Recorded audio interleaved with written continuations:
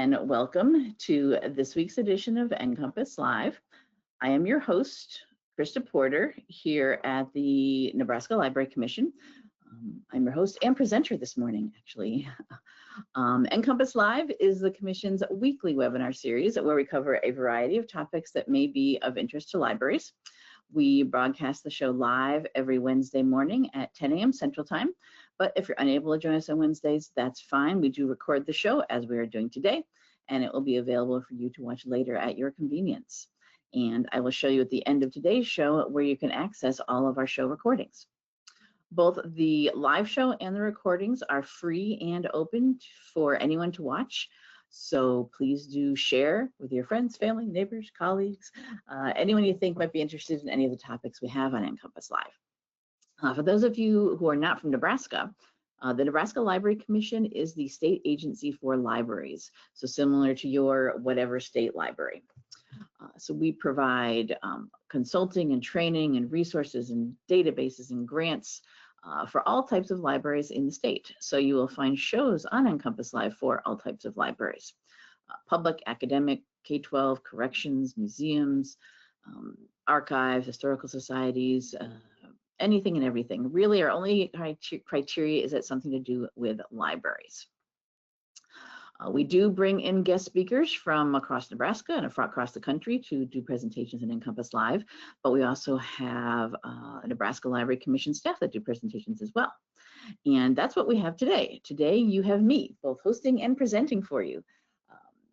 I am, in addition to being the host of our show here, I am also the state E-rate coordinator for public libraries here in Nebraska. So I provide all of the training and support and hand-holding and whatever our public libraries here in Nebraska need in order to do their E-rate and receive their E-rate funding. So today I am doing just a, as it says here, E-rate 101, just the basics for 2026. That's the upcoming E-rate year, funding year that we're applying for. And it's going to be just an hour-long short introduction to the basics of the program. I do also do full workshops later in the fall. Those dates are to be announced, still to be determined. So there will be the full 3-hour workshops that I normally do, which get you into the real step-by-step how to fill out the actual forms in the program and a lot more detail into it. So if you are the person who actually is going to be submitting your E-rate and in charge of it totally, you'll definitely want to sign up for those workshops when they become available as well. They're also done online multiple times, multiple days and times, so everyone has a chance to find one that's convenient for them, and it also is recorded for you to watch later. Today it is, as I said, being a just 1-hour overview, good for anyone who just is been doing E-rate for a while and might need a refresher of just the basics, or anyone who's new to E-rate, don't know what it's about or anything about it, a good introduction to that. So someone, if you're new at your library or just new to E-rate, people on your library board or in your municipality who might need to know, why is the library doing this or talking about this? What's up with all that? Why do we care? Kind of. I will specify, as I said, I am the state E-rate coordinator for public libraries. Here in Nebraska, we have the Department of Education handles E-rate for our schools. Our K-12 schools all do E-rate as well. So this is going to be very public library focused. It is very similar. The application process and all the basic rules are very similar for both schools and libraries, but I am the person to assist our public libraries, and the Department of Education is the one, if you are a school, to go to them to ask any questions you may have about E-rate. So let's get started and see how you can get your library's piece of the E-rate pie, as it said here. My mouse go, there we go. All right, so what is E-rate? Perfect question to start with. And I'll read this here to give you, this is the official federal definition of it. It is a federal program, so this comes from the federal government, to ensure that schools and libraries can obtain high-speed internet access at affordable rates and keep students and library patrons connected to broadband by providing a discount on eligible services and equipment. So E-rate is not a grant program. It is not a loan program. It is just a discount program where for schools and libraries, for whatever your monthly internet costs are and any equipment you might need to purchase to make that internet service work, like your routers and modems and cabling and things like that, all of that you can get a discount on. You apply for E-rate, if you are approved, then your bills can be just discounted that amount, or you can get reimbursed for that discount. So it is a discount program. The funding for this comes for what is called the universal service fee. This is a fee that is charged to telecommunications companies, phone companies, customers. You may see it on your bills. It may say USF fee, it might say E-rate sometimes. But all this money is collected from the telecommunication companies and put into a big pot of money that then schools and libraries apply for, and then it is divided up amongst all of them, depending on their discount rates and what they're asking for. So we all and the telecommunications providers provide the funding for this. So it does not come from the federal budget or federal monies or income, taxes or things. It's a separate fee that is gathered. Who is in charge of the E-rate program? Who runs it? Ultimately, the FCC, the Federal Communications Commission, they oversee the entire program.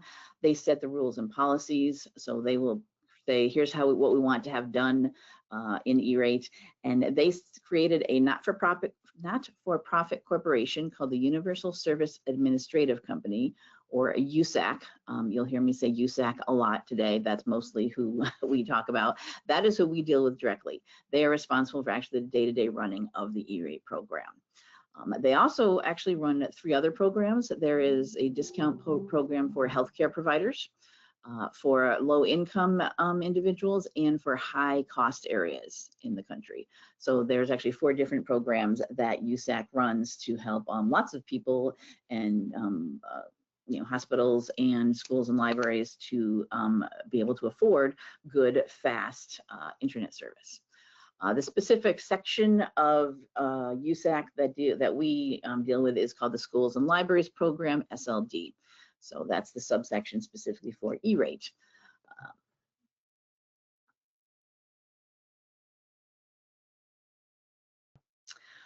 E-rate runs on a funding year that I mentioned earlier.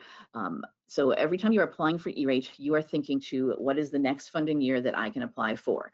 It is not retroactive. You don't say, I got internet and I want to get a discount on what I already got. You're always thinking to the future.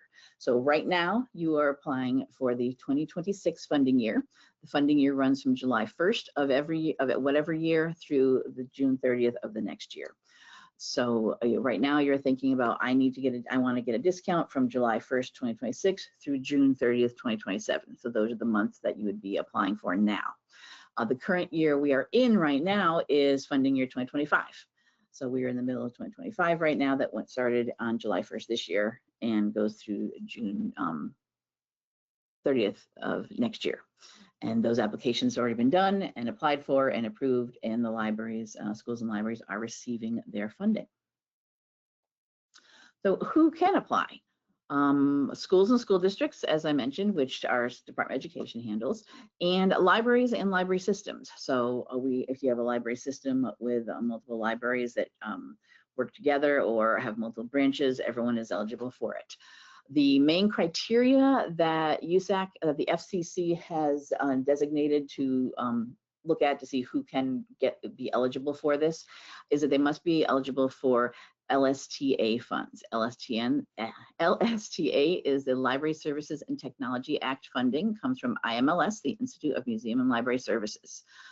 And the FCC has said each state library agency is in charge of deciding what that means in each state. So the rules will be different from state to state for what they consider eligible for LSTA funding. Here in Nebraska, we provide services and programs to all libraries in the state, all legally established libraries in the state. So we consider that as meaning all legally established public libraries are eligible. You might not necessarily receive direct funding, actual money, but you use services like our database program. All libraries are eligible for. So in our determination, that means you're eligible to receive the funding. Not that you actually get any money, but you're eligible if you want to. In addition, tribal libraries are now officially eligible. There's always been a, are they, aren't they? Are they, maybe if they're the public library in their city, of course that counts.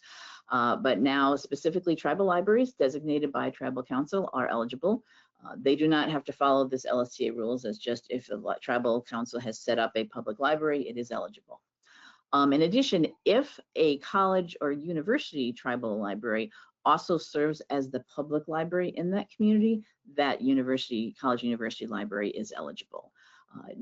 Generally speaking, college, university, academic libraries are not, do not do E-rate, but in the special case of tribal libraries, because that also happens to be the public library in that area, they then would be eligible as well. So how much of a discount can your library receive? They range from anywhere from 20 to 90%. The least amount you would get is 20% off your bills or your costs, and up to 90% as the high. Here in Nebraska, our libraries generally fall in the 60, 70, 80%, most of them. We have a few that are a little lower than that and a few that get 90, but 60, 70, 80% is about what library as the average for most libraries here in Nebraska. And this discount is calculated using two criteria. One is the percentage of students that are eligible for the school lunch program. That's the free and reduced national school lunch program in the school district where your library is physically located. Now, you may serve students from other school districts because you're nearby or whatever, and that's fine. But this particular, for this particular service for E-rate, you look at physically, this is the school district. Is that where your library physically sits? That is the school district that you look at to see, to find these numbers. And this is also the students who are eligible, not that apply. We know that not everyone who is eligible, not all families that are eligible actually apply. This is, and that's fine. You don't have to look at the numbers of who are applying. So this is all this information is private. No personal information is gathered on any of the students or the families. It's just a number based on our community. This is with this percentage of students that are eligible to apply for the program. And one little key there, it does not include pre-K. So it's just kindergarten through 12th grade are the numbers that you would look at for that. And then once you know that, then you also look to see if your library is considered urban or rural based on its location. This information is based on the US Census data. Most of Nebraska is rural, of course, which is good because for some things you can get a slightly higher discount percentage. So where do you find all this information? Luckily for us, we have it all online and available. Not every state does this, so we're lucky here in Nebraska. Our Department of Education actually posts reports on their website, and you can use that link to go look at and look up your school district if you want to. The Department of Education posts these every year, so you go and look and see the percentage of students that are eligible for the school lunch program in your school district. And then you can check on the USAC website to see if your county is considered urban or rural.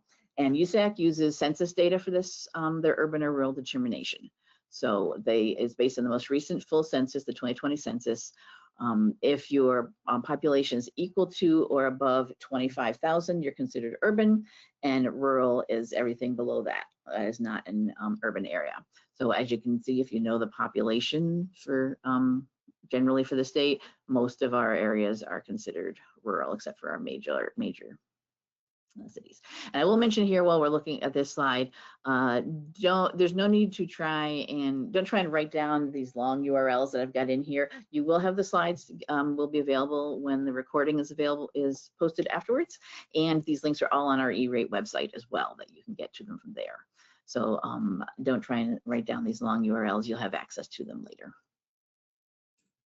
So once you have those two items, you know your school lunch numbers and you know if you're urban or rural, you look at step 3 is to look at USAC's discount matrix to figure out what your discount is. And that's it right here. So you have the percent of students eligible over there on the one side, and then there is category 1 and category 2, and I am going to get into what those both mean. There are different types of services you can receive a discount on, and under each one, as you can see, urban or rural. And as you can see, rural gets a slightly higher discount rate, so more off. This being urban or rural and school lunch numbers, this was the main purpose of E-rate is to get it discounted into the most needy communities, the communities that might need help the most. And so they needed to look for a determination of poverty level. So there's lots of criteria you can use and lots of things you can combine to figure out where are the most needy areas. And they just decided, because it's based for schools and for libraries that lots of children come into, the school lunch numbers is the criteria we will use in for the FCC for E-rate. To determine what is an area in need. Now, there's lots of other criteria that you could throw in there as well, but this is just for their purposes. They said this is what we're looking at. So you can see here for school districts that only have 50% of their children eligible for the program can get an 80% discount off of their services. That's a lot.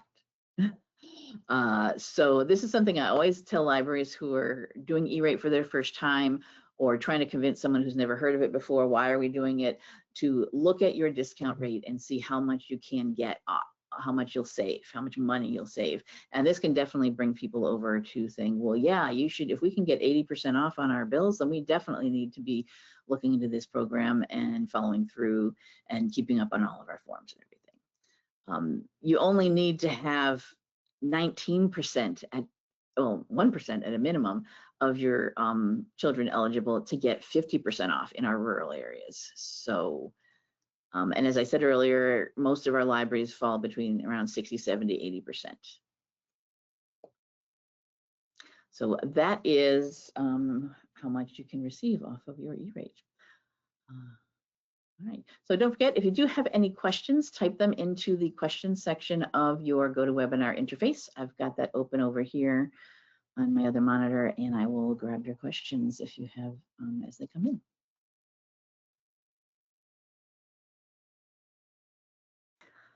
So what is E-rateable? What can you get a discount on? Every year, the FCC does publish what they call their eligible services list, their ESL. It has not been published yet for 2026, but we don't know that it will. We haven't heard that's going to be any major changes. They do a new one every year because technology changes, new services are available, and they do want to keep up with that. And so sometimes things are added. A few years ago, it was shortened. It was made a lot easier because it had gotten really unwieldy and huge. It was like a 50-page document, and now it's down to like 10 or 20 pages, just making it more simplified. But every year there's a new one. So whenever you are looking at E-rate and trying to determine what do I want to get a discount on, or what did I get a discount on, did it qualify or something, you make sure you look at the particular eligible services list for the funding year you're looking at. Last year, the 2025 list was published in October, so we could look most likely this will be on the same schedule this year. It will be added to the USAC website then, but you could look at the 2025 one to get an idea of what would be eligible in 2026. As I said, we have not heard of any new, usually there's like FCC puts out reports or questions saying, hey, we're thinking of changing something. Everyone comment on this, let us know what you think. There's not been anything about that this year, so most likely it'll stay the same. But E-rate is divided up into two categories, Category 1, Category 2. Category 1 is all the services providing high-speed connectivity to your building, basically bringing your internet service to your building. Category 2 is all of the stuff, all the physical equipment inside your building that you need to make the internet work. Modems, routers, the cabling all between these servers, wireless access points, all of that inside equipment. So this graphic I've put together over here, the bricks there, that represents the library walls. So you can think of it as Category 1 is everything outside the library walls, outside the library building. So the actual internet coming in, any of your construction and cabling outside the building that might need to be installed or attached or construction done, that is Category 1. Category 2 is all of your physical things that make the internet work.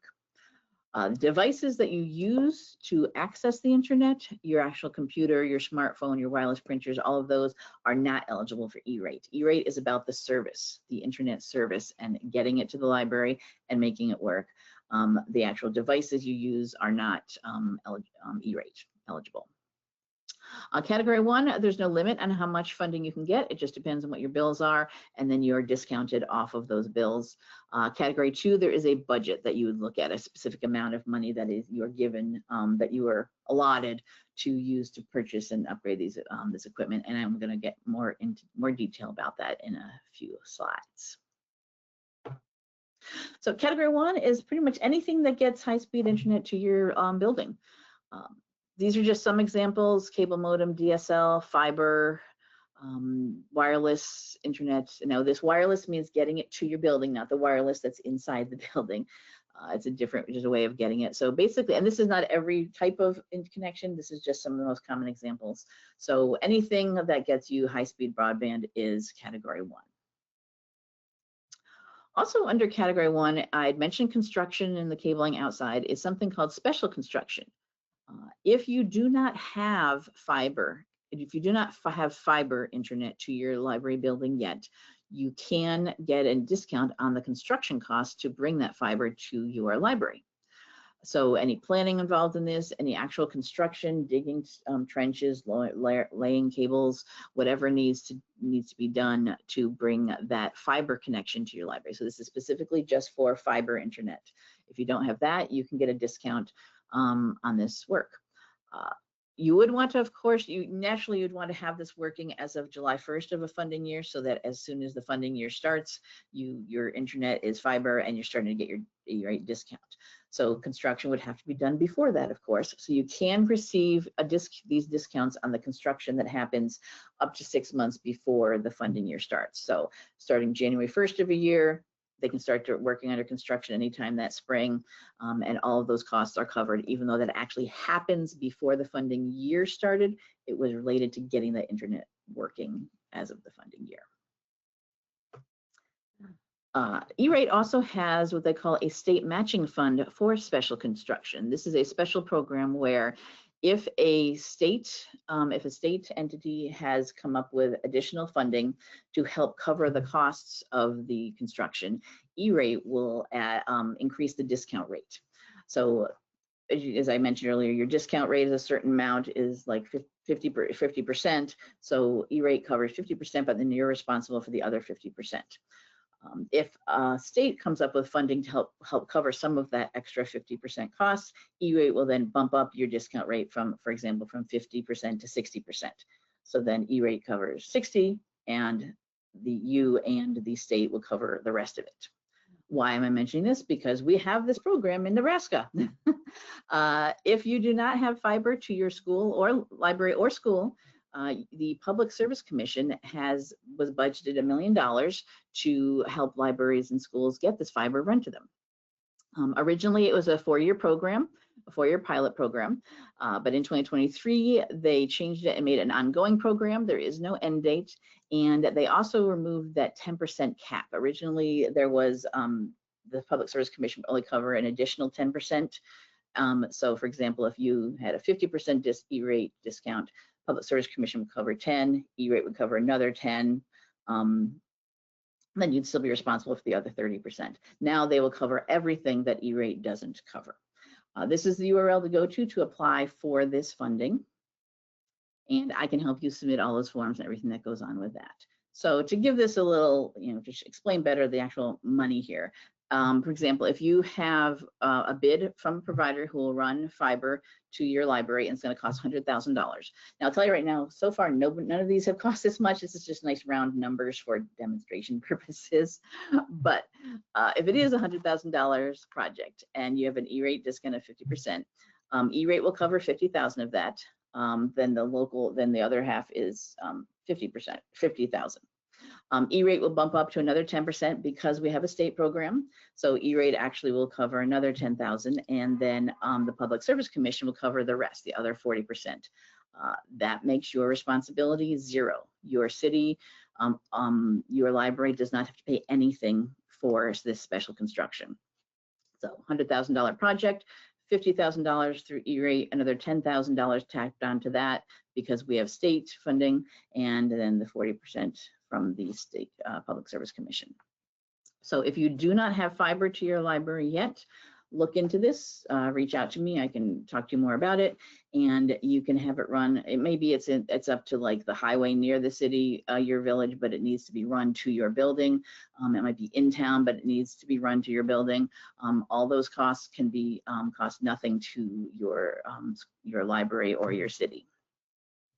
You do go through the regular E-rate process, which I'm going to get into details about the process in a bit here.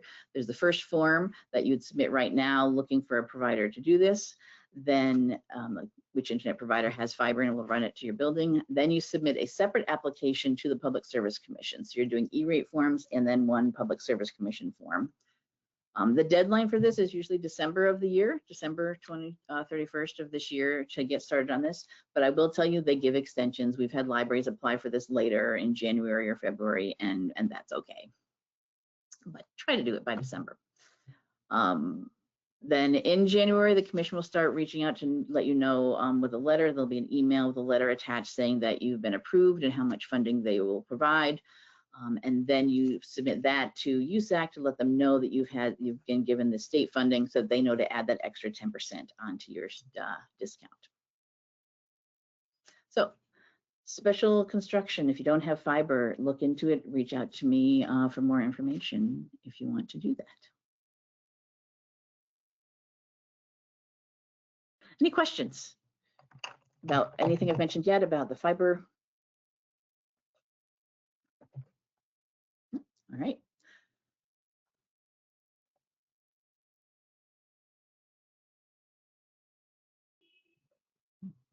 All right, let's go on to category 2. Category 2 is all of the equipment inside your library building to make your internet work and the basic maintenance on that equipment. So here, example, this is a nice, very neat networking closet with the wires and the cables and the racks. So anything that is inside your building, wireless access points, cables, firewalls, network switches, routers, racks, wireless or uninterruptible power supplies, and any work that might need to be done on these, any upgrades, any software that you need to support them to make them work, any improvements to all that software, that's that basic maintenance. Anything related to that is category 2. Now, I know for many of our small libraries, and maybe even some of the big ones, this can be very intimidating, and you might not know what is all those blue wires going into there. I don't know what each of those pieces of equipment are. Well, we do have some resources that we recommend to help you figure this out. The Toward Gigabit Libraries Toolkit is something that some staff here years ago helped to get started. It has been regularly updated. It is a free open source resource to help for libraries who have limited IT support. You do not have your own IT person. There is an inventory you can take. It's all free. It's all online. There's a link to it from our E-rate website. You can do an inventory of what you have. It will recommend what you might want to do to improve your broadband. So it's a good way to just learn about what's in my library, what are these pieces of equipment, what am I supposed to do with all of them. In addition, here we also have staff person.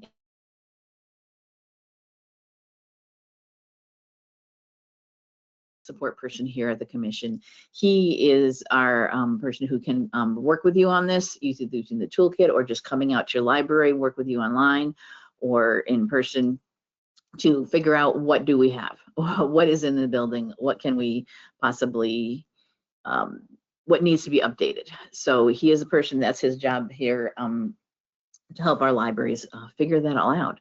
So if you want just to have a tech review done of your library, whether it's for E-rate purposes or just in general, you can reach out to Sherm. Please do reach out to him for that. We also do have some funding still available to help you pay for some of this physical equipment as well. So if there's some things that E-rate doesn't cover, we have some grant money that we received in a special program that can help cover some of the costs of things as well. So all of this would cost nothing to you at the library to have him come and look and check things out. This is his job here at the commission.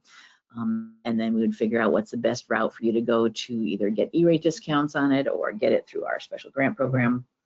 So reach out to Sherm to help you figure out what is in that network closet and what do I have and what do I need to improve.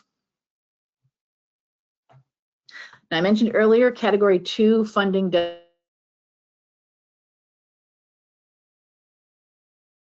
E-rate discount is this much, so the cost is discounted, cut and dry. For category 2, they calculate a budget for everyone. And the term budget I find a little confusing because it's not money that's a budget given to you. It's money that is calculated on the E-rate side and says, we have this much available for you, and we'll use it to keep discounting things that you buy that fall under category 2. It's done in a 5-year cycle. So right now we'll be just starting up the next 5-year cycle that covers 2026 to 2030.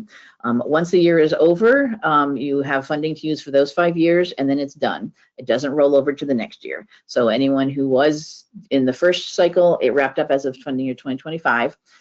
So that money is done, and now you'll have a new pot of money to use starting in 2026. You can purchase things that are more than your budget. Of course, you would just have to cover that amount over, but you have a certain amount of money that is determined for you. You can have that amount changed if you need to during that 5-year period as well. It is set at the beginning, but it can be adjusted if necessary. And here's how that calculation is done. Your category 2 budget is based on the size of your library building. So the total area in square feet of your entire building, all the floors, you'd also include if you have kiosks, other locations, bookmobiles, all of that. And then you multiply it by what they call their multiplier for this, which starting with 2026 is $5.43. So $5.43 per square foot. But there is a minimum funding, minimum budget. Everyone at a minimum gets $30,175. It's a FCC math calculation. Don't ask me how they came up with these numbers. So anyone with a library that is less than 5,558 square feet automatically just gets to $30,175. You don't have to worry about doing the math. It just comes out to that. If you're over that, if you're more than that many square feet, then you do the math to figure out how much you get. If your library building size changes during the 5 years, like you move to a different building that's a different size, you add on an expansion, you can request your budget to be adjusted. You just give them the new number of the square feet, and they will the calculation will be redone. So, for example, if your library is 3,500 square feet, 3,500 times, oh, this is wrong. I didn't update this one. Sorry, this is supposed to be that 543. I will update that. Anyway, but this math is correct. It's 1905. There's the 30,175 minimum. So since your calculation is less than that, you get your full budget is the 30,175. But then they do apply your discount rate, so you receive 50% of that full budget. So the library would get the $15,087.50 to spend on any of your category 2 services over that 5-year period. And it's for that whole 5 years. You can, if you have a big construction project done, you can spend it all in the first year and just be done. Or you can spread it out. I know some libraries do, like 1 year they update all their routers, the next year all their switches, the next year all their cabling. So they spread it out over time. But you can use it however you like and whenever you like over those 5 years. So yeah, this was the previous amount was $4.50 for the previous cycle, and I missed updating that on this slide. Sorry. I will fix it before I send this out to you. So that is category 2. Any questions about category 2?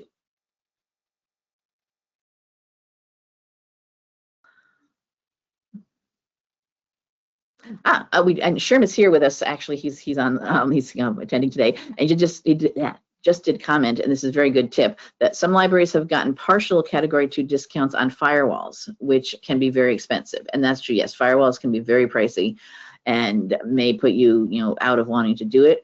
But definitely look into this, because you can use your category 2 funding to cover some of the costs of those firewalls so that you can actually afford it. Saves you thousands and can save you thousands of dollars. So highly recommend to look into that.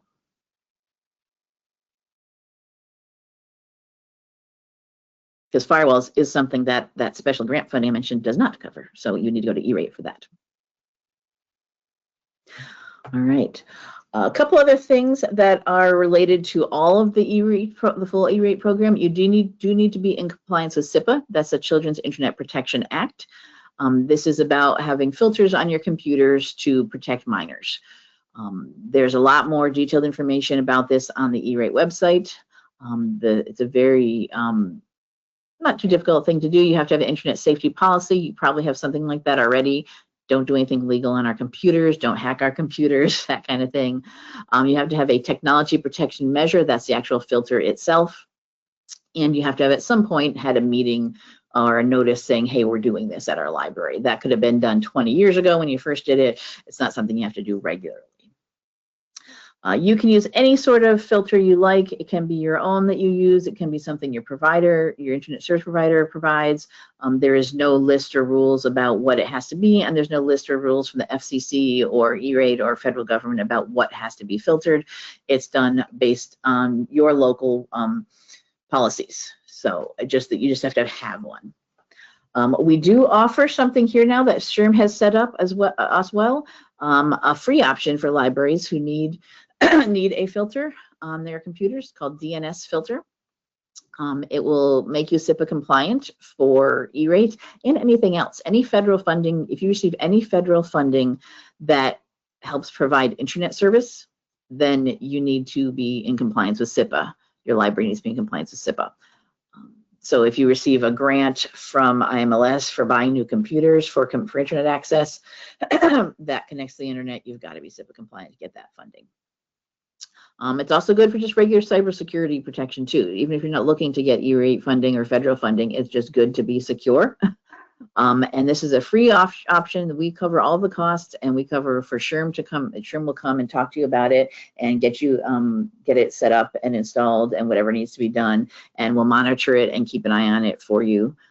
There's the URL for that you can go and learn more about it. But ideally, reach out to SHRM and ask about getting this DNS filter at your library if you don't have one, or if you don't like the one you currently have. You can switch. Yeah.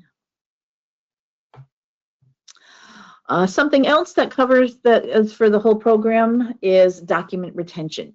FCC says you must retain copies of any paperwork related to E-rate for 10 years after the last date of service. This is because USAC E-rate can come back and do a, they call it an audit. It's not like an IRS audit, like it did something wrong. They do checks and balances. They can you do random checks to see, is the program working? Is everyone happy with it? Is it doing well? And they can go back 10 years. So any forms you submitted, any contracts you've received, any emails between you and service providers, anything related to your E-rate has to be kept for 10 years. You do not have to keep piles and piles of papers or file cabinets full. You can scan all of it and have it available electronic. You just need to be able to get access to be able to access it when or if USAC asks. So for the upcoming funding year of 2026, you must keep things through June 30th. That's the end of the funding year of 2037. And this is anything related to this funding year. So for example, as example I have here, if you signed a contract in 2020, that's just an ongoing contract, but it covers 2026, that contract that you signed in 2020, you have to keep. So anything that relates to this year, you have to keep.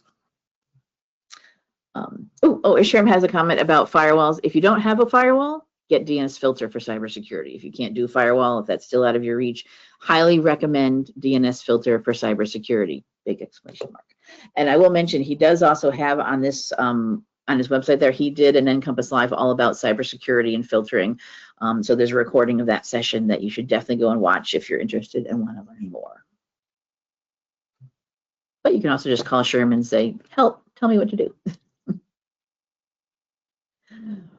All right, so on to the E-rate forms.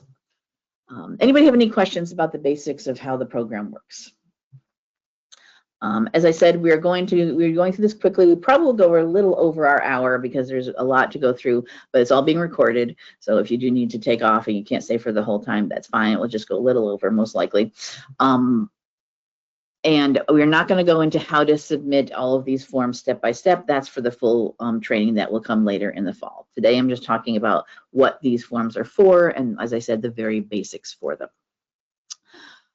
In the whole E-rate process, there are 4 forms that are done from beginning to end. And they all are coded with numbers here. The 470, the 471 and the 486, everyone submits no matter what. No questions asked. You got to do those two. The 470, most people submit. There are some exceptions that I'll mention. The two invoicing forms, the 474 and the 472, depends on if you're getting discounts on your bills or you're paying in full and getting reimbursed afterwards. That's those two different types of forms, and I'll explain more about that later. But this is the basic process. It starts every year. The 470 is available as of July 1st of every year for the upcoming year, and then the other ones you do throughout the fall, and then the 470 and sometimes into the spring. The fall and into the spring, and sometimes into the next summer before the funding year starts.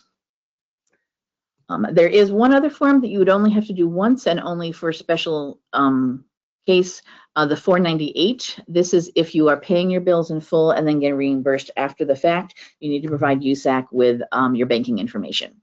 And that's just a one-time form that you would submit as long as your banking information doesn't change.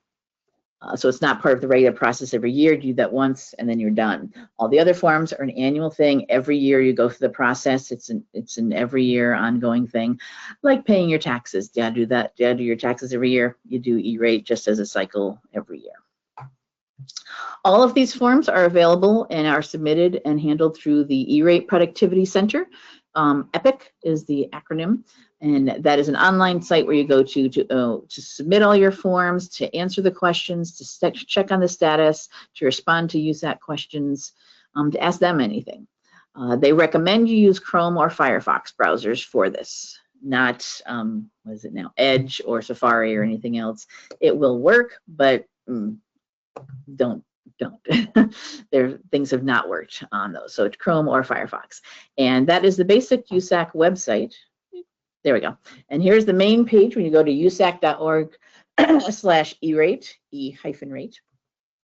This is their main page. And there's two blue buttons to sign in. As you can see, one at the top and one at the bottom. This top bar is across all of their pages. This is just on their main screen. You can use either one. They do the same thing. You click to sign in and you start going into the system. Now, the first time, this is something that I mentioned and repeatedly, and I want to try and be very, very clear about this. When you first log in, this is the first screen you get, and you'll see you are gravitated to click the continue button, click forgot password, reset your email. So this makes it look like every time I log in, I've got to reset my password. That is not true. I wish they'd make it more clear here, but I've put this red. The first time you sign in, you have to set up your account. So if you're new to E-rate, you're a new user, your library's new, you've got to set this up and do this forgot password. After that, you just ignore all that and just click continue and actually log in. But it is confusing, and I've had too many people who call me and say, oh, hang on, I've got to reset my password again because every time I go and do E-rate, I have to. No, you don't have to every single time. You do have to about every next 3 months. They do for security purposes will pop up and say your password has expired, because they will expire, but you only have to reset it when it tells you to, because it's expiring. But if you are brand new, we'll go through that process. Hit continue, and you see here it's asking for username and password. Username is always your email address. Password is something you create yourself. So for the very first time, or if you have actually forgotten your password, you go through that regular forgot password process. Forgot password, type in your username, which is your email address. They will email you this password reset email with a link. You've done this. I've done this a million times on other websites. Same idea. Create your new password. Then go back here. Don't worry about that anymore. Hit continue. And then every other future time you use the system, you do not have to do any of this here. You just click continue and actually enter your username, which is your email address, and whatever password you created. You click your little box here to accept their terms and conditions and sign in. They do have multi-factor authentication. This means an extra code that they will email to you for additional security.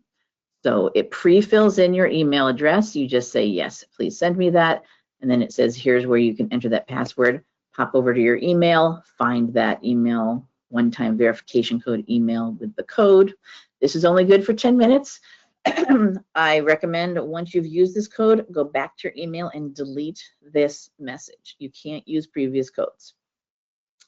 And it's because it's only good for 10 minutes. It will give you an error if you're trying to use an old code. So you always need a fresh one.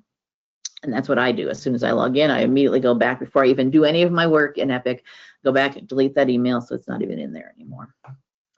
But enter your code, click verify, and you are in. Right in the middle of the page will be the E-Rate Productivity Center, the top gray box here. Beneath that, there is still a link for the Emergency Connectivity Fund, that special program that was done, because some participants are still wrapping up paperwork with that. But you can click anywhere here on this gray box to get you into your account. And we're going to look at some parts of this. This is, yes, it's hard to see this whole page here, but I just want to show you the full main page, and we're going to dive, zoom into some parts here. This is a training account that I've set up that I use to show how the program works. In the upper right here is most of the links that you'll use to do things, where you can submit all of your forms. Your 470, your 471, your 46, and your invoicing forms. All of those links are up there. Another important thing to note, if you scroll down a bit in the middle of the page, there's this information about your entity. That's your library, and your build entity number or entity number. This is kind of like a social security number for a person. It's a number that is assigned to your library.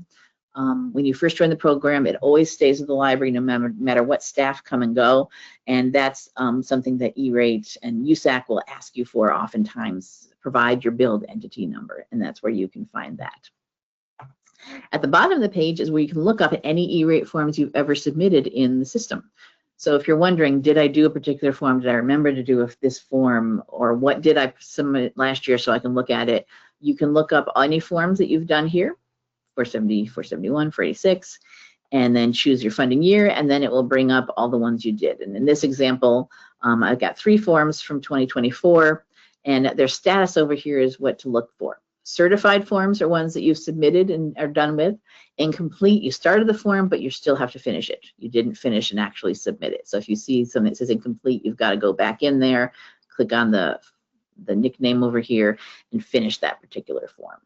And then canceled, you can cancel forms. If you submit something and realize, oh wait, I did it wrong, I made a mistake, or for some reason we don't want to E-Rate this year, you can go in and cancel. So the forms themselves. The 470 is the first form in the E-Rate process, and it does officially open a competitive bidding process, unless you have an exemption. I'm going to explain that. So this is where you're saying, I am looking for someone to provide me with a service through the E-Rate program because I want to receive those discounts. So are we looking for monthly internet cost? Are we looking for equipment in category 2? And what kind of equipment? Do we want new fiber? Anything you want, that's what the 470 is for. Now, there are some exceptions to submitting the 470, though. If you are in the middle of a multi-year contract, you already submitted a 470 last year and it's a 5-year contract, you do not want to put out a request for competitive bidding for a new provider because you're already in a contract with someone.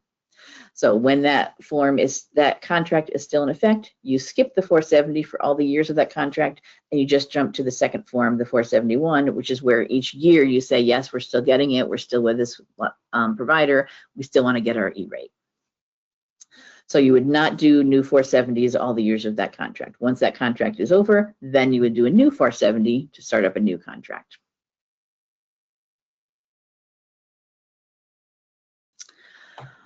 The other exemption is if you can get really fast internet at a really good price. That's the basic description. It is called CABIO is the acronym. You can a commercially available business class internet option. So if you can, if you are receiving or know of a provider that can charge you $300 or less a month, and you're getting at least 100 megabits per second speed downstream and 10 up, you do not have to do a 470. You do not have to go out for competitive bidding. This is something that E-Rate, that the FCC created years ago, trying to encourage service providers to provide really, because the whole point of E-Rate is getting you cost-effective, fast internet service. And so this is a way for the FCC to encourage providers to provide fast and cheaper internet. if you do this, there's no competition. You can just pick, I want that service provider because I know they provide this service. They immediately get your business. There's no competition with any other companies that might reach out to you to try and give you a quote. You just say, I know they do this amount, they do it at this speed, I'll go with them. This can also include if you need it installed for the first time too, if you're not with that service, that company. So I know there are many libraries in Nebraska who now meet this criteria. When I first started talking about this, there wasn't 100 megabits per second. Like that 10 years ago was crazy, crazy talk. Nobody's doing that. But now it is way, way more common. So check to see what you have. If you are already with a provider who is providing you with that, you can stay with them and do E-rate, and you get to skip the 470. You just go to the second form, which is the 471, where you tell USAC who you are with, and you just say they charge less than $300 a month, and they're giving me 100 megabits per second, and you are good to go. In addition, for libraries, if you have the same kind of situation for internal connections, you can also, if the cost of something you're doing is $3,600 or less for some sort of equipment, then you also do not have to do the 470. You can skip for category 2. This is for libraries only. You get to skip the 470 and just jump right into saying, here's what we're buying. It costs less than this. We don't have to do competition. We're just going to go with who we know is going to do this for us. So 470 is to start the process, but you've got a few exceptions there. The 470 form is right there at the top of your landing page. When you click there, it just starts your form. And like I said, I'm not going through the step-by-steps of the form. I'm just kind of showing you here's what a beginning starts with. Across the top, there's a bar that shows you where you are in the process as you are going through the form. After you've submitted a form, you will get a receipt notification letter. Let you know it's been submitted. You can make corrections. If you made some typo corrections or typed in the wrong amount for something, you can always make changes to it. So these forms are not in stone. You can make changes, or as I showed earlier, you can cancel a form if you made a really big mistake and just start a whole new one. This receipt notification will give you an important date as well, which is your allowable contract date. For legal purposes and for doing competitive bidding, if you submit a 470, you do have to wait 28 days before you can choose who your provider is. You have to give 28 days, this is FCC rules, to let any companies reach out to you. And then you can do your 471, where you tell E-rate, we've picked this particular company. This is something you've probably done if you've done RFPs or requests for quotes or contracts or things before. There's a time period where you have to wait and give everyone a chance to reach out to you. So if you do a 470, you've got to wait those 28 days. Your receipt notification letter will tell you what that date is. So you right off the bat know, I can't do anything else on this until, in this case, it was December. I submitted my 470 in November. I had to wait till December 18th to do the next part. So competitive bidding, that is a formal process where companies will reach out to you. You do have to deal with that allowable contract date, and you can go back to these offers, compare them. You have to select the most cost-effective bid using price as your primary factor. So you do have to look at cost, but you can look at other criteria as well. Are they a local company? Do you know them? Have you heard good things about them or bad things about them? So you can take other things into consideration as well. So this competitive bidding process is something that you do have to go through if you do submit a 470. Now there are a couple of special situations that I always get asked about.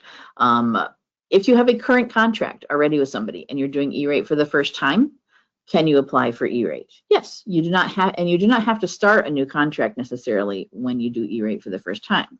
You just do a 470 like usual.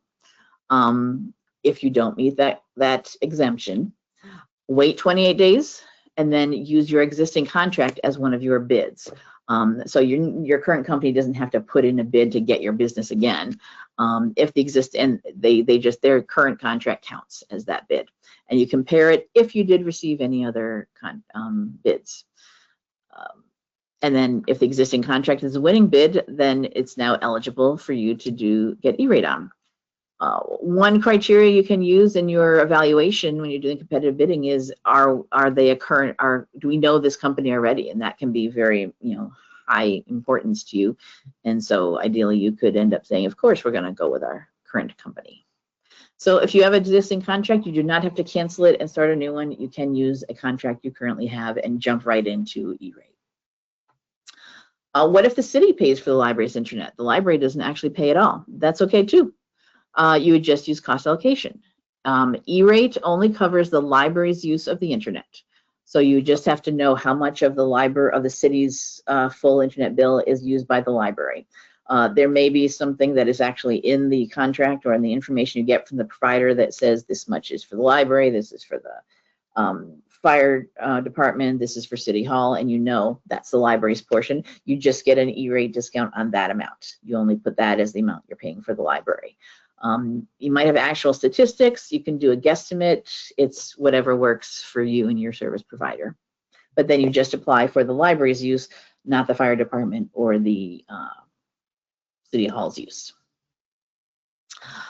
What if you only get one bid or none? That's okay too. You don't actually have to get bids if you do a 470. It happens. Nobody reaches out. You can, if once you've passed that 28 days, your allowable contract date, you can then reach out to the vendors or your service providers yourself. You can't do that at the beginning. You have to wait for them to respond to you on their own for the first 28 days. But if they don't, then you can reach out to them. You might want to reach out to your current provider and say, hey, we're doing E-rate again. Are you still good for that? Yes, all right. And get a little memo or an email from them saying, yes, we're still on for E-rate. And that's perfectly fine. Just make sure you have something documented that explains, either an email from someone, a memo you write to yourself, that we did not receive any bids. We just reached out for our current company. We're going with them.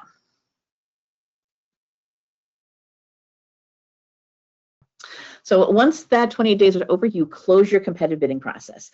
There is no button to click or something in the Epic system to turn it off. You just say, okay, it's been 28 days. Let's sit down and decide. Pick who you're going to go with, sign a contract if needed, and then you do your second form. Then you're allowed to do your second form, the 471, where that is the form that you use to tell USAC who you've picked, what the service is going to be, what it costs. However, this can only be done during the application filing window. This window is usually from January through March of the funding year that's coming up. So you make your decision, but then you've got to wait for it to be open. The 471 doesn't work until that particular time period. So this is where you, as I said, you report who you're going to get. You do this every year, no matter what. This is where you start with the forms that everyone has to do. The 471 you got to do every year. If you do a 470, you do make everything that's on the 471 has to match what you asked for in the 470. You can't put in the 471 something new you didn't ask for if you did submit a 470.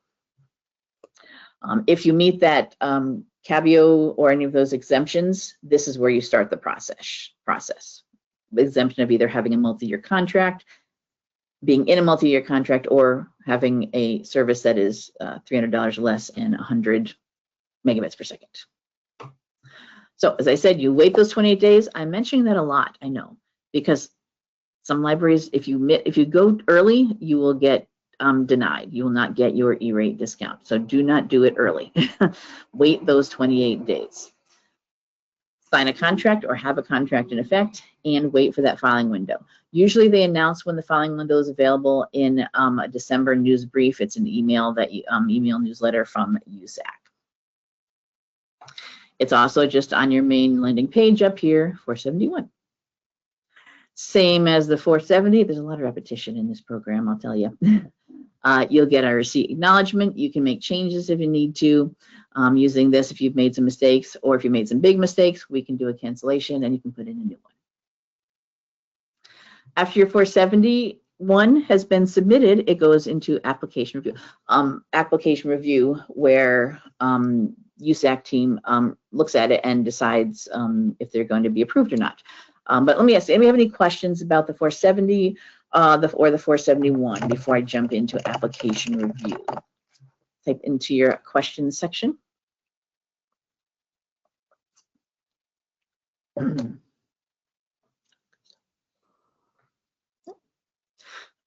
Excuse me. I mean, as I said, we are a little past 11 o'clock. I know, I apologize. There's a lot to E-rate. It can't even get into an hour, unfortunately. But so we're probably we are gonna go over, obviously. But I'll get through this as quickly as I can. If you need to leave because you only allotted an hour for the show, that's fine. This whole thing's being recorded and you come back and watch the rest of it later.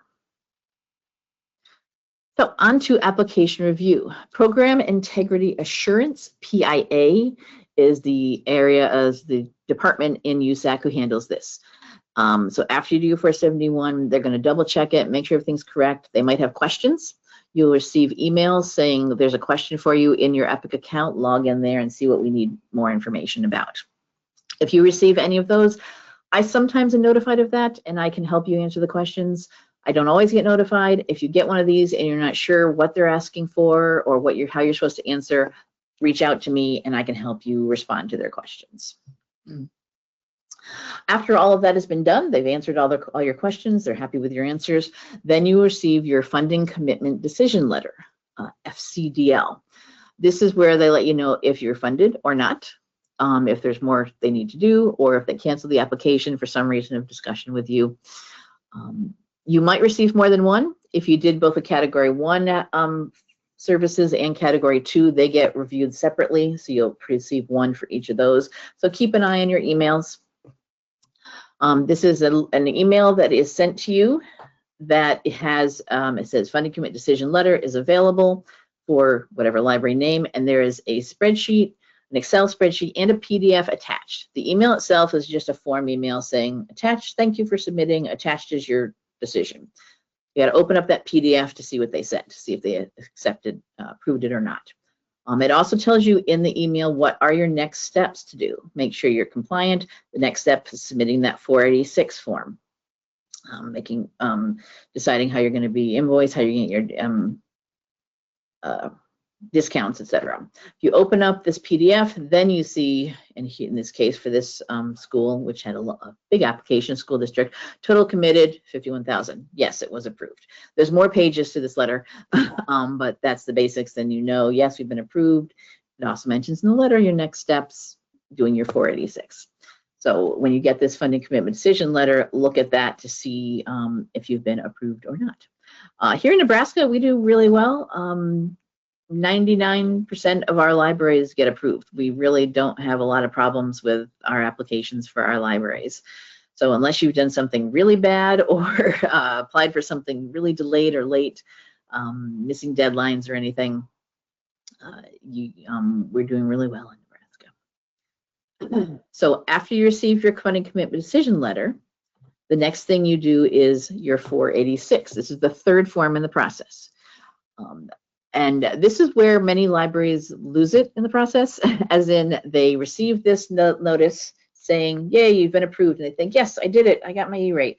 Well, no. What this is saying, we have set aside this money for you, and now you have to let us know that you want it, that you're actually receiving the service and you want the funding.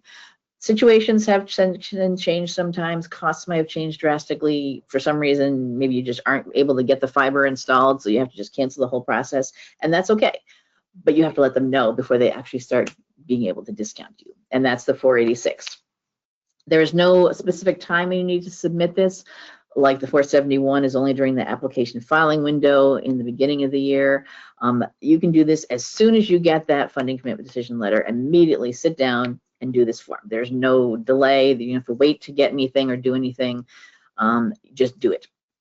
And you need to do this in order for your funding to start happening. And it is one of the easiest and the quickest forms to do because all of your information has already been entered into the system when you did your 470 and your 471, where you said who your provider is going to be, how much it's going to cost, what the speed is, what equipment you're purchasing. It's all in there. This is just a confirmation of, yes, I want all the things that I asked for. And it is also on the top, Form 486, and that pops open your 486 form. There's no specific time when you have to do it, but there is a deadline for you to submit this to receive your funding. And it is 120 days after your service start date or after the date that you received your funding commitment decision letter, whichever is later. So you may receive this letter after the funding year starts, after July 1st. Very often, many of our libraries don't get their notification until after the funding year starts, and that's okay. You will still receive your full discount going back to July 1st. So if you were getting a discount on your monthly internet costs, but you aren't notified until like September that it's been approved, that's okay. You won't start getting just discounts in September. You'll start getting them from September forward, but you will also get credit for everything going back to July 1st. It's for the entire funding year, you will get it.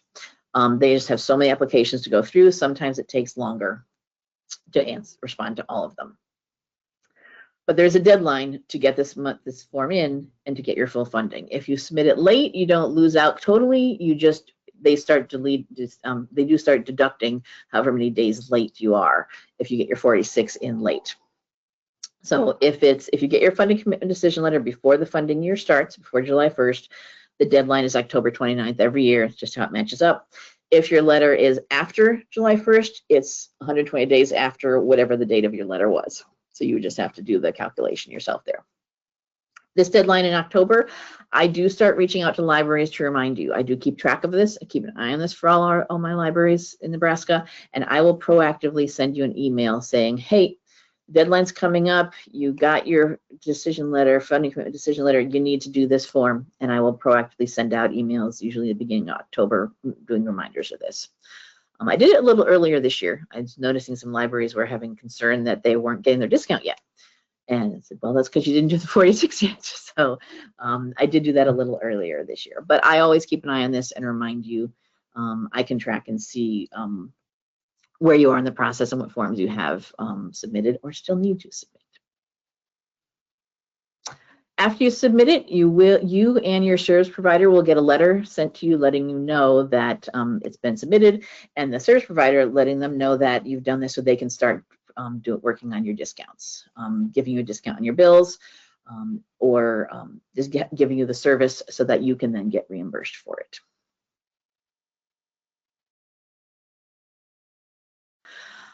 Right at the same time as you do the 46, or right after you do the 46, you want to figure out what USAC calls invoicing.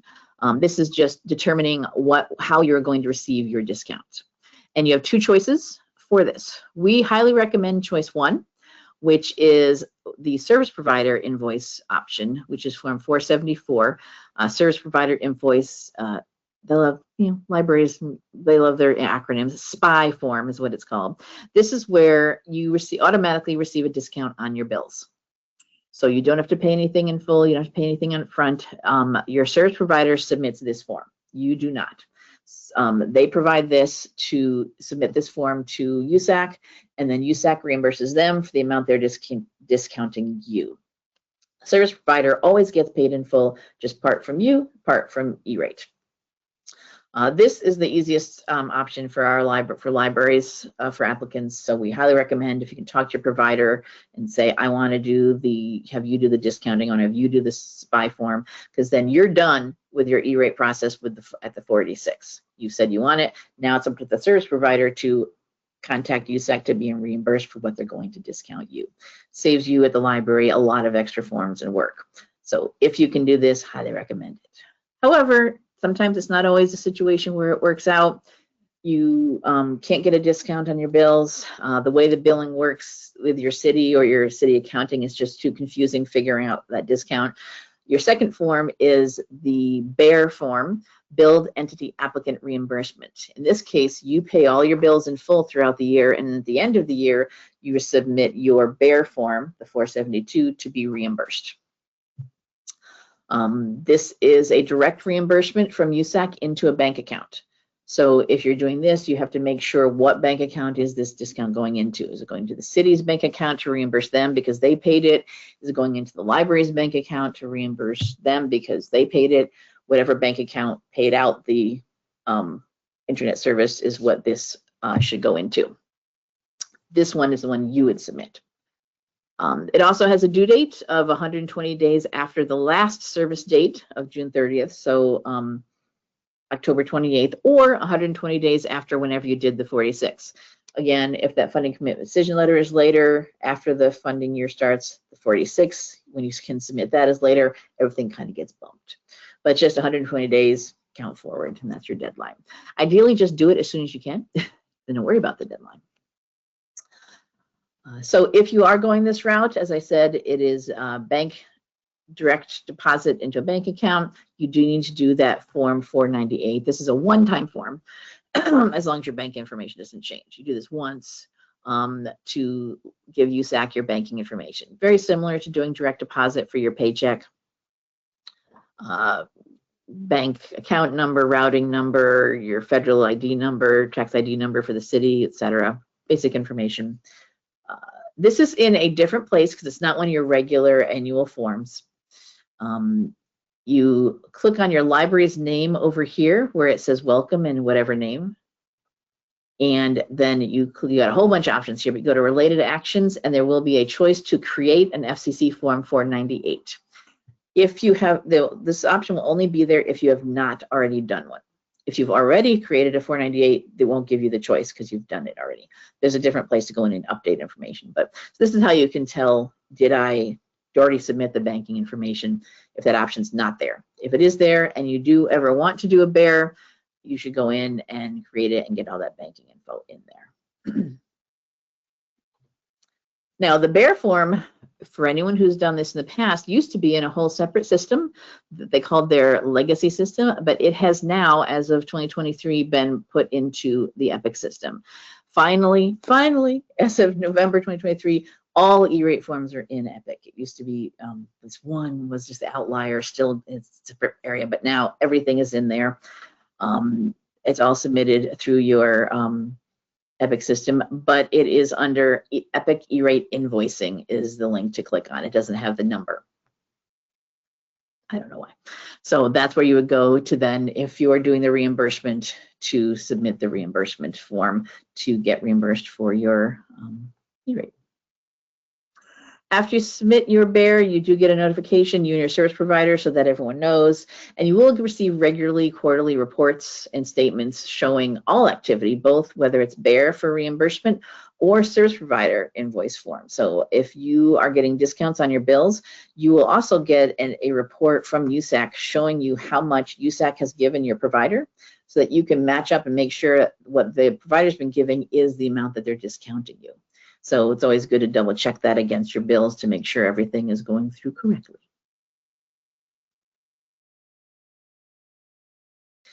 And that is the end of the process on the invoicing forms. So we have our 470 if necessary to start off the process, unless you meet one of those exemptions, saying you want a service. 471, I've picked who I want and what service I'm getting. 486, I'm receiving the service because I've been approved and I'm letting you know. And then either your provider does a 474 to discount your bills, or you do a 472 to get a reimbursement. I'm paying my bills, give me my money. And that is the process. Any questions? See, most of you stuck around. Thank you so much. I apologize for going a little over. But that is the basic form and the process for E-rate. Does anybody have any questions? Anything you want to ask me right now? Let's get questions in. I'm done with all the basics. I've just got a couple more slides of some more places you can go for more training information. But what questions do you have now that you might want to ask me?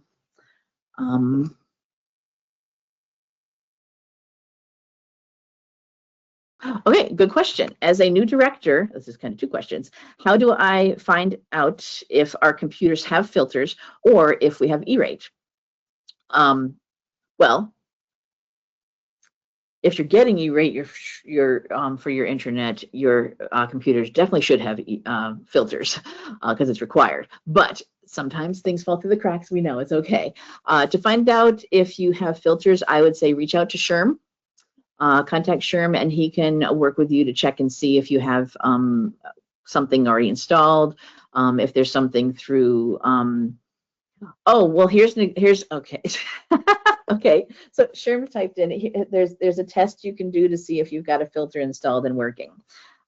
Test it by trying to go to a particular URL called naked.com, naked.com. com.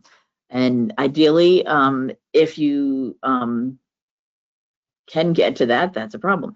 You'll get an age verification screen if you do not have your own filter blocking it. Otherwise, you'll get this notification from your filter saying, no, you are not allowed to go to this page. So there is a test for that. To see if you have E-rate, you can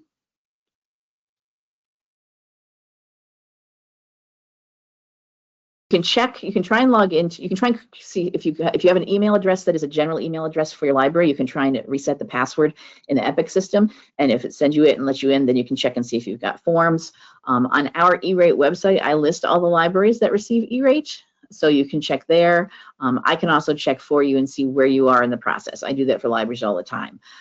That may be the easiest thing, is to just send me an email, or if you want to, send me an email and say, hey, I need to know if we have E-rate, where we are. I'm brand new, so I don't know. And this happens all the time, and that's part of my job here as the E-rate coordinator. Is the old director left, new one, I'm the new one that came in. I don't know where they are in the process. Can you tell me where they left off? That's me, and I will, I can check that for you. Yeah, perfect. Yeah, send me an email to get that discussion going and that conversation, and we will see where you're at. Yeah. For the upcoming funding year, you have plenty of time to get started. The 470 is available. You can't even do the 471 until January, so we are in a perfect time to just get things started. So you have plenty of time to do that. And do look for my upcoming full workshops coming up as well. Usually do them around November.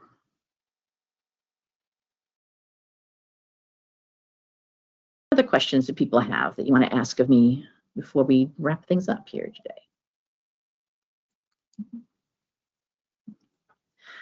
All right, well, I'm waiting. I'm keeping an eye on those questions. Here's some other help and resources that are out there. As I said, I have my workshops that I will be scheduling, but USAC has a Learn USAC website. I actually just posted out to our mailing lists yesterday about they've got online webinars, regular series one that they do each year. There are in-person workshops, in-person trainings coming up next week in Denver, and the week after that in Washington, D.C. They do in-person if you can travel. The Washington, D.C. one, which is on September 16th, will also be done as a live stream. So if you want to attend their live session online, you can we'll be able to register for that as well. There are user guides, information on the USAC website. There is a training site that you can practice working with the forms. If you don't want to use your own account and possibly do something wrong, there's a whole practice site that you can use. And then I highly recommend signing up if you're the person in charge of E-rate for USAC's news brief. It's a monthly newsletter, reminders about deadlines coming up, forms, updates to things. And you can go there on that URL there to sign up for it. E-rate also does a customer service number that you can call if you need assistance, if I'm not available, or if we need to, sometimes I need to bump things up to them if I can't help with. And also within the Epic system, there's always a contact us, which will email their customer service center. And then that's the URL for our E-rate website here at the Library Commission, where I have lots of training, recordings of all these workshops I do, links to the Department of Education website, school lunch numbers, links to all sorts of different things that are helpful for you for submitting your forms. And of course, there is my contact information. You can contact me with any questions that you have and when you need any help with your E-rate. All right, so any other last minute desperate questions you want to ask me right now? Type into the questions section.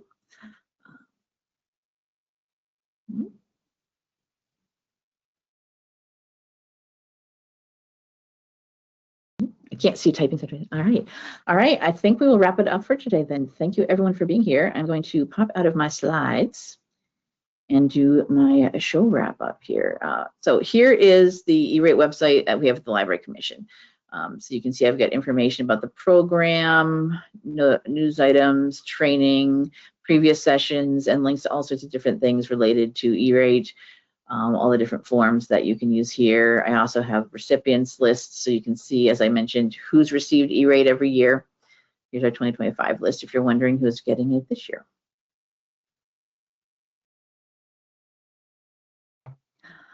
All right, so that wraps it up for today's NCompass Live. Thank you everyone for being here today and joining us. The show has been recorded and will be available on our show archives by the end of the day tomorrow. Everyone who attended and registered for today's show will get an email from me.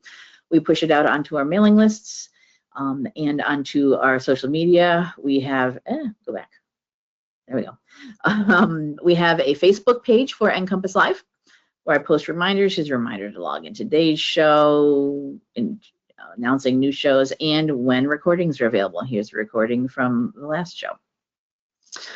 We use the hashtag, here, there we go, NComp Live for anything related to NCompass Live, so you can look for that.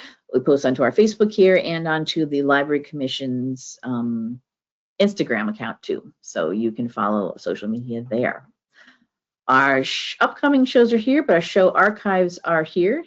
Today's most recent one at the top of the list. Link to the recording on our YouTube channel will be here, and a link to my slides will be here, so you'll have access to both of those. This is our full show archive, so if you want to see if you've done a show on a particular topic, you can run a search. You can search the full archives or just the most recent 12 months if you want just something just current. That is because this is our full show archives going back to when NCompass Live first premiered, which was in January 2009. So there is 17 years of recordings here. As you can see, I'm not going to scroll all the way down because that's a lot. But if you do watch any of the recordings, just pay attention to the original broadcast date of anything. Some things will be fine to watch, stand the test of time, good, still useful resources, but some things will become old and outdated. Links may be broken, resources may have changed drastically. People may work at different libraries or institutions than when they presented for us, and that's fine. But this is something libraries do. We oftentimes keep things for historical purposes. So as long as we have a place to host them all, which right now is the Library Commission's YouTube channel, we will always keep them available for you. So just, pay attention when you're watching any of our older shows. All right, so here's our upcoming shows. Keep an eye on here. I'll be filling in more dates. But next week, I will be back to talk about grants through the Library Commission. We are opening up our Library Commission grants on September 19th.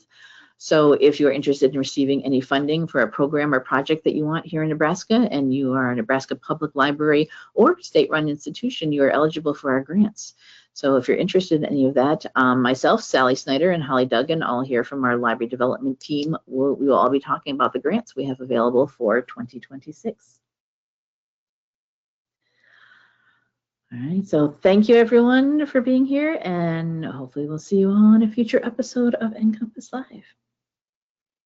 Bye-bye.